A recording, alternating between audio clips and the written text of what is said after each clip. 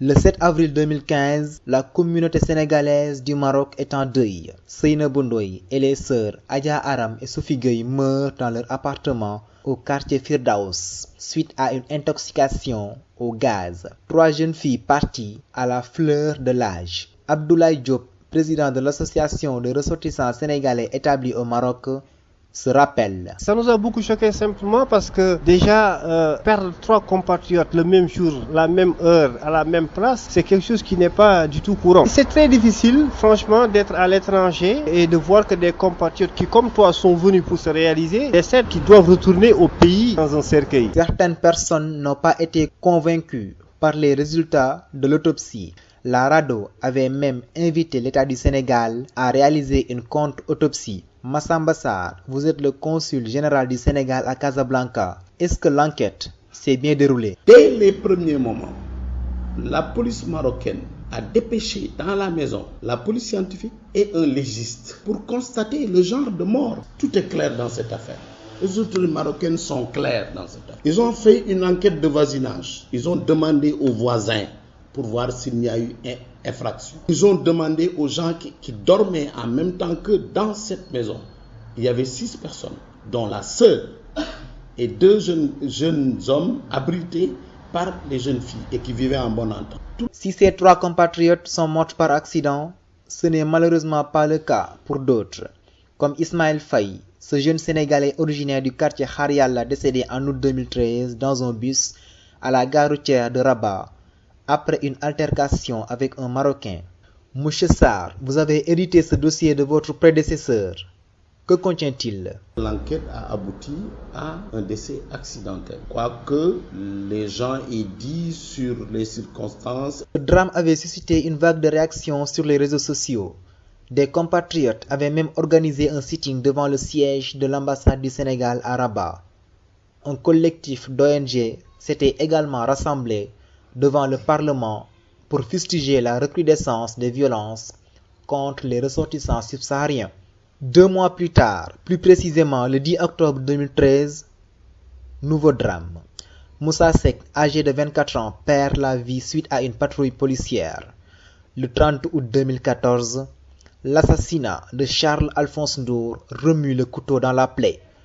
2 événements douloureux qui se sont produits dans le quartier de Bouhalef à Tanger. Pour mieux comprendre ce qui s'est réellement passé, nous retournons sur les lieux du drame. Direction la gare Casa Voyageurs.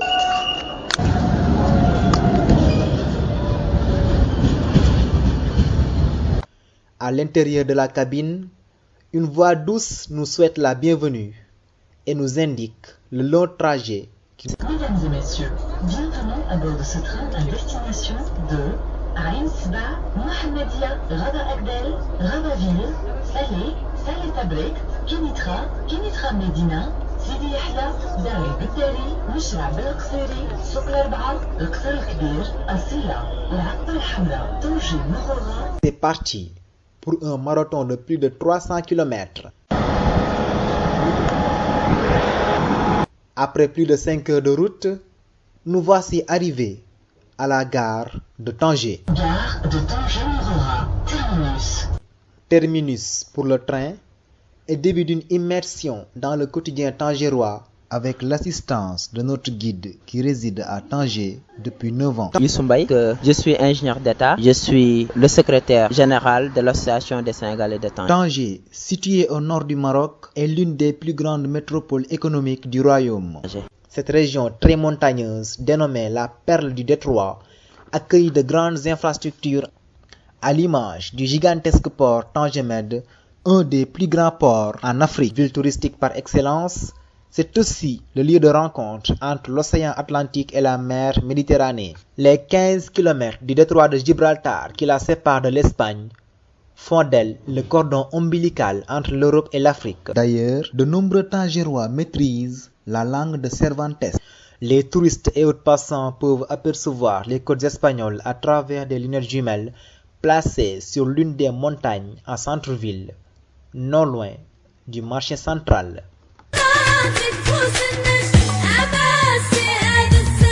وبريد نبتون وبالعربية عسات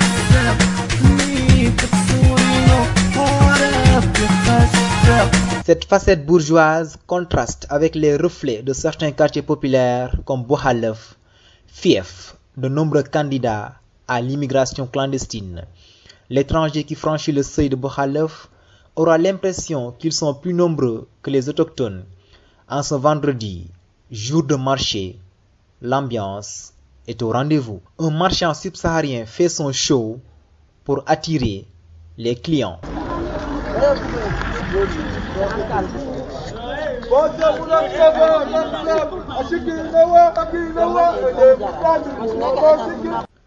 C'est ici que Moussa Seck et Charles Ndour ont perdu leurs âmes.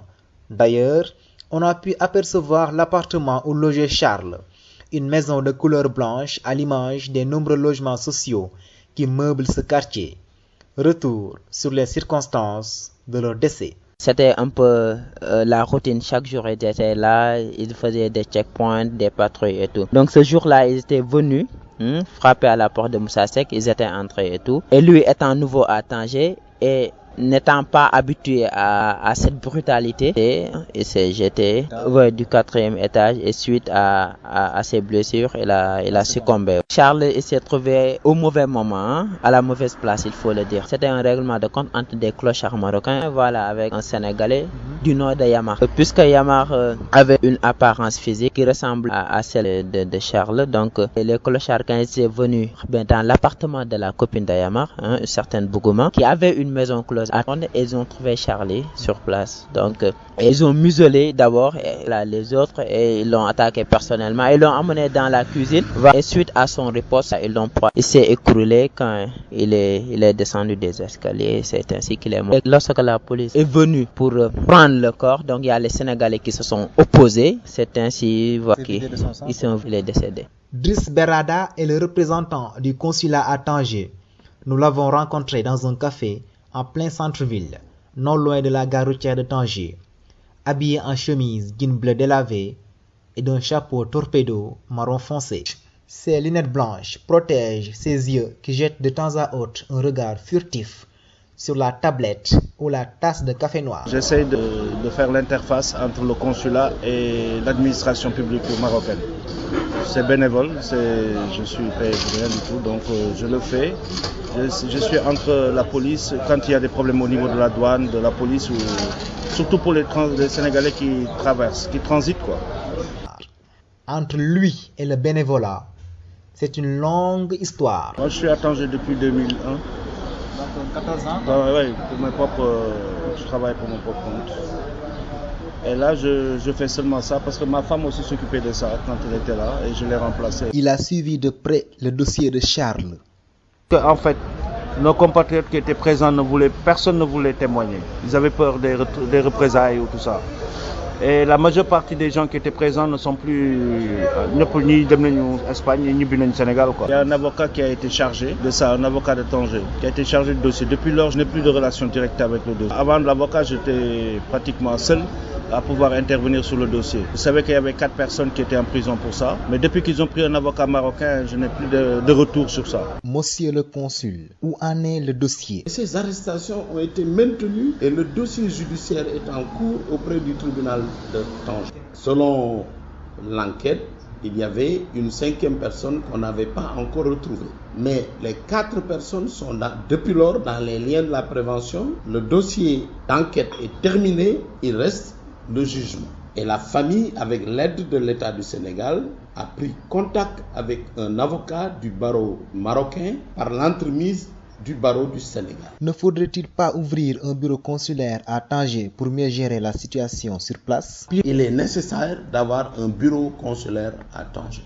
Et nous en avons parlé ici et nous allons faire les démarches nécessaires pour que cela se fasse. Marcel Amieto est le secrétaire général du collectif des travailleurs subsahariens au Maroc. Il avait déjà alerté les autorités marocaines sur la situation à Bokhalef. Nous avons déjà auparavant dénoncé cela. Nous avons interpellé les autorités marocaines qu'il y a eu des déclarations, des plaintes de la part de la communauté marocaine dans les quartiers de Bokhalef, de même aussi des plaintes de la part des des étrangers. Et les autorités devraient statuer sur ces plaintes-là pour mettre un peu du calme. Alors, ils ont entendu jusqu'à ce qu'il y ait un assassinat. Donc moi, je dirais que c'était aussi la part des responsabilités des Marocains. La plupart des événements tragiques de Bouhalef sont le résultat de règlements de compte. Quand ils viennent à Tanger, ils viennent avec une certaine somme d'argent. Et quand ils arrivent sur les lieux, donc ils misent tout sur la traversée. Quand ils sont fauchés, c'est là où ils ont recours à d'autres activités illicites qui rapportent plus d'argent, comme la vente de la cocaïne, du hashish, etc. Ça amène règlement de compte. Et des problèmes de voisinage causés par le squattage des appartements. Moi, un phénomène dénommé Dadjidek. Les Sénégalais m'ont dit à Paris on squatte, à Washington on squatte, on a le droit de squatter. Quelqu'un me l'a dit vertement. J'ai été même menacé là-bas parce que je leur ai dit la vérité. Je leur ai dit mes 4 vérités. Si vous devez occuper un logement, faites-le dans les règles. Ça, ce n'est pas sénégalais. Tout récemment, il y a un Marocain qui est venu pour reprendre son appartement. Ouais, il a dit aux Sénégalais, à un certain groupe de libérer l'appartement. Ils ont dit qu'ils n'ont pas d'argent. Donc, il leur a donné 2000 dirhams pour se payer un appartement et tout. Et ils ont refusé. Ils attendent l'arrivée de la police pour libérer les locaux. 120 000. 120 000, ouais. Attention, tous les Sénégalais de Tanger n'agissent pas de la sorte, prévient-il.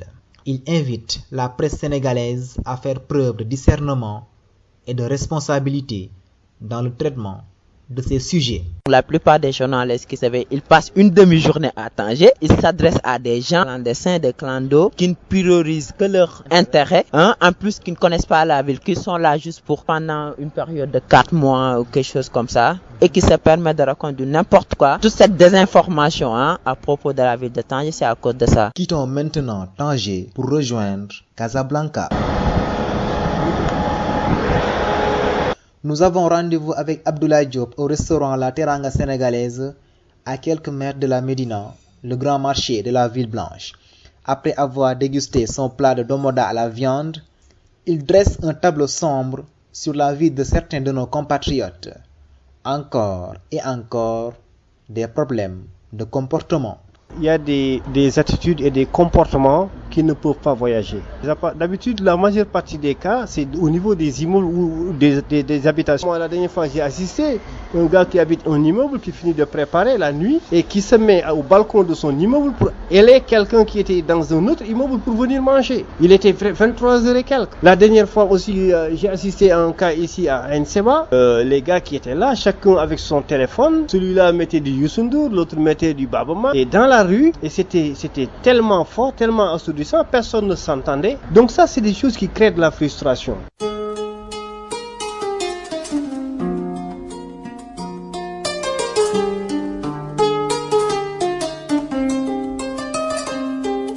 Les décès de nos compatriotes sont très commentés au Sénégal à travers les informations relayées dans la presse. Un traitement médiatique qui n'est pas exempt de reproches.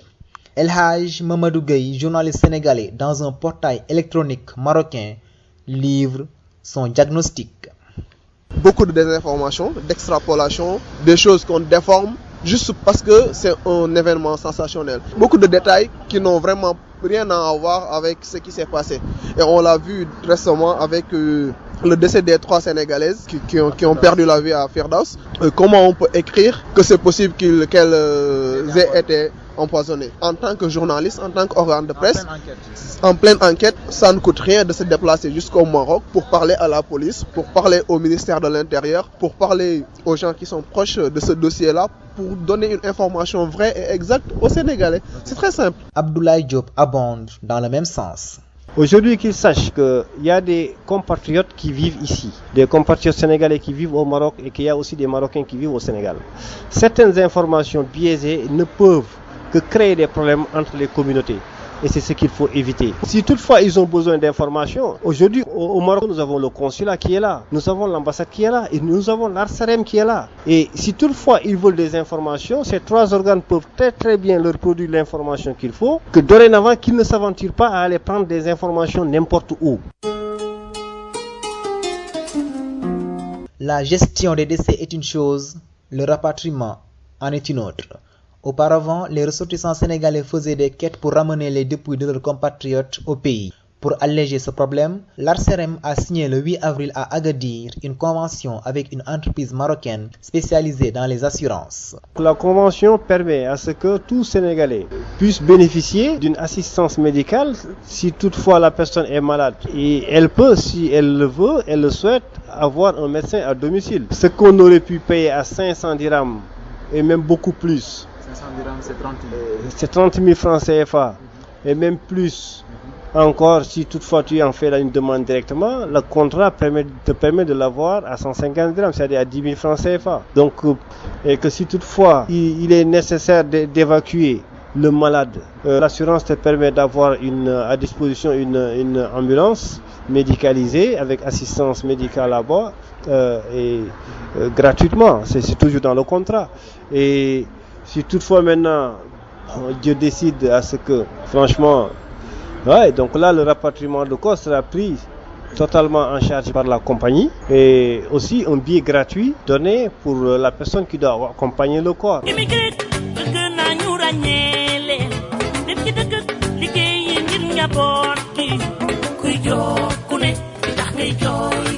Naguère zone de transit vers l'Europe, le Maroc est devenu une terre d'accueil pour de nombreux migrants, la plupart en situation irrégulière. Leur cohabitation avec la population marocaine connaît quelques frictions. Selon certains observateurs, le racisme est souvent à l'origine de ces agressions qui peuvent atteindre leur paroxysme. Le député Mehdi Ben Saïd en fait partie. Il est le président de la Commission des Affaires étrangères et de la migration au sein du Parlement. En 2013, son groupe parlementaire a proposé un projet de loi pour lutter contre le racisme. Oui, le Maroc n'est plus uniquement un pays de passage où le migrant passait pour aller en Europe, mais un pays où on s'installe. Donc il était important aujourd'hui de préparer la société marocaine culturellement à être donc une société d'accueil et ne pas commettre les mêmes erreurs qu'ont commis certains États du Nord. Nous pensions au sein de mon groupe parlementaire qu'il était nécessaire donc de faire cette proposition pour durcir les peines et par rapport aussi à certains actes qui ont été commis. Des actes malheureux qui ont été commis par certains Marocains à l'encontre de certaines populations citoyennes notamment. Où en êtes-vous par rapport à cette loi? Cette loi donc elle a été déposée au sein de la commission concernée, à savoir la commission de la justice. Nous attendons sa programmation justement pour en discuter et la défendre. Je pense qu'il y a aujourd'hui un accord de tous les partis politiques pour cette proposition de loi parce que c'est pas un débat où il y a majorité et opposition, c'est un débat réel de société où tout le monde est d'accord. Il faut qu'il y ait un peu de franchise dans le débat parlementaire. Pour mieux gérer ces flux, le gouvernement marocain a lancé entre le 2 janvier et le 31 décembre 2014 une vaste campagne de régularisation des sans-papiers. Marcel Amieto nous dévoile les dernières statistiques. J'ai été membre de la commission locale du bureau des Rabats, de la commission des Rabats. Le dernier chiffre qui nous a été donné tous, c'est 27 000 personnes qui ont déposé le demande et 20 000 ont été régularisées. Et M. Diop d'ajouter, il y a plus de 50 nationalités qui sont là présentes, qui étaient concernées par l'opération de régularisation et 20% des cartes qui ont été délivrées aux Sénégalais. Le volet formation occupe une bonne place, mais l'absence d'une loi d'application retarde les procédures. On n'a pas la loi sur l'asile. Il y a un bureau qui reçoit le demande d'asile, mais il va traiter la demande d'asile sur quelle base? La loi sur la migration. Et c'est la loi 0203 qui tout le monde déplore, c'est une loi policière. Mais cette loi est toujours en vigueur. Il faut une nouvelle loi, aussi la loi sur la traite humaine qui protège les victimes de la traite et qui punisse aussi les bourreaux. Nous avons essayé de contacter le ministre chargé de la migration par le biais de sa conseillère en communication pour avoir son avis sur la question, mais nos tentatives sont restées vaines.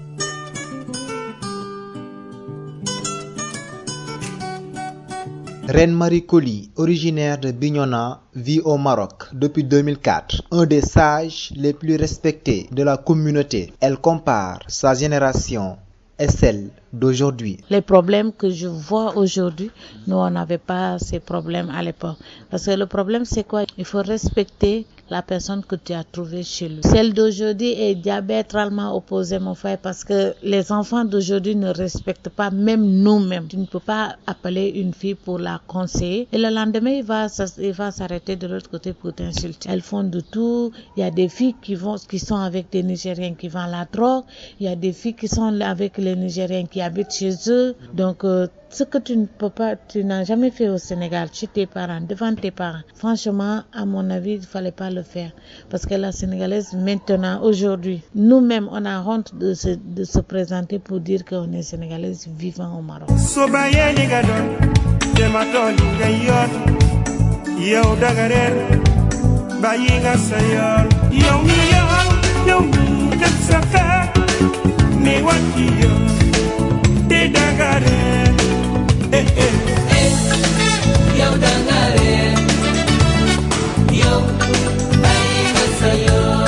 La vie des Sénégalais au Maroc. Respecter les autres pour mieux s'intégrer. Un grand reportage réalisé entre Casablanca, Rabat et Tanger par Eliman Semben pour la radio Futur Média.